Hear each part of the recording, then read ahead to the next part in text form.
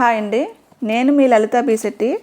ఈరోజు నేను చెప్పే టాపిక్ వాలికి భయపడి సుగ్రీవుడు ఒక కొండ యందు దాక్కుంటాడు. దాని విశేషం ఏంటో తెలుసుకుందామండి. వాలి సుగ్రీవులు ఇద్దరూ కూడా అన్నదమ్ములు. అయితే వాలి మాత్రం అసమానమైన పరాక్రమశాలి. రావణుడు కూడా వాలిని ఎదిరించి ఓడిపోయాడంట. దుందుబైన రాక్షసుడు ఒకసారి వాలితో పోరాడి నెగ్గాలని వచ్చాడంట. అతను కూడా మహాబలవంతుడే. హిమాద్రి కూడా అతని దాటికి జంకింది. కిష్కింధ నగరం వెలుపల వాలికి దుందుబికి మధ్య యుద్ధం జరిగింది. చివరికి దుందుబి మరణించాడంట. వాలి ఆ రక్కసుని భారీ కళేబరాన్ని ఎత్తి దూరంగా విసిరేశాడు.